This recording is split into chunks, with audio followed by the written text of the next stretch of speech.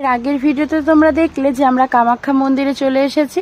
আর এই দেখো আমরা কামাখ্যা মন্দিরের ভেতরের দিকে যতই ঢুকছিলাম ততই যেন ভিড় বাড়তে থাকছিল। মানে যেটা জেনারেল লাইন ছিল সেই লাইনটা তো এত বড়, যেটা দেখে একদম আমাদের মাথা ঘুরে গেছিল। তো আমরা ভাবলাম যে আমরা ভিআইপি টিকিট কেটে আমরা ভিআইপি লাইনে দাঁড়াবো।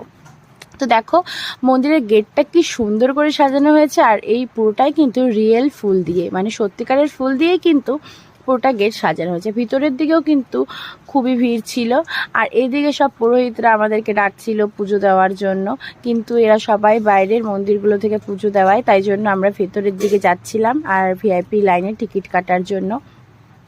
তো যাই হোক, এদিকে কিন্তু প্রচণ্ড ভিড় ছিল, আর এদিকে বারবার মাইকে অ্যানাউন্সড হচ্ছিল নিজের ব্যাগ ফোন এসব সামলে রাখতে, কারণ প্রচুর চুরি হয়ে যাওয়ার ভয় আছে। তাই জন্য ফোনটাকে একদম ভিতরে ঢুকিয়ে দিয়েছিলাম। আর ভেতরেও যেহেতু একদমই ক্যামেরা বা ফোন একদম অ্যালাউড ছিল না, তাই জন্য মায়ের দর্শন বা মনে করো তোমাদেরকে মন্দিরের ভেতরটা কোনো কিছুই আমি তোমাদেরকে দেখাতে পারলাম না। এই ভিডিওটা কিন্তু পুজো দেওয়ার পরে, মানে দেখতেই পেলে কপালের টিপ টিপ পড়া, মানে আমাদের পুজো কিন্তু হয়ে গেছে, মানে আমরা এসে আমাদের পুজো তাড়াতাড়ি হয়ে গেছিলো। তারপর বাইরে বেরিয়ে এখানটাতে কিন্তু আমরা প্রদীপ ধূপকাঠি এসব জ্বালিয়ে নিচ্ছিলাম।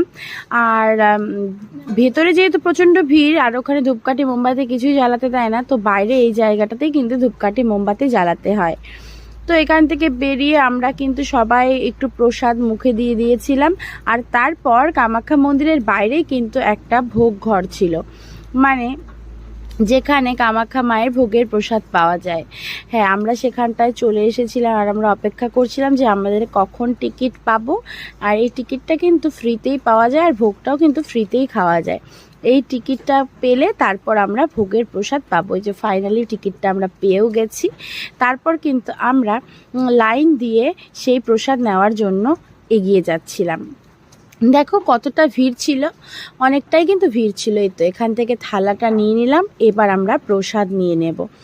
আর যেহেতু সকাল থেকে মনে করো না খাওয়া ছিলাম, খিদেও কিন্তু প্রচণ্ড ছিল। দিয়ে দিয়েছিল খিচুড়ি, পাঁপড় ভাজা, লুচি, পায়েস, সুজি, আর একটা ছোলা আলু সব কিছু দিয়ে একটা সবজি।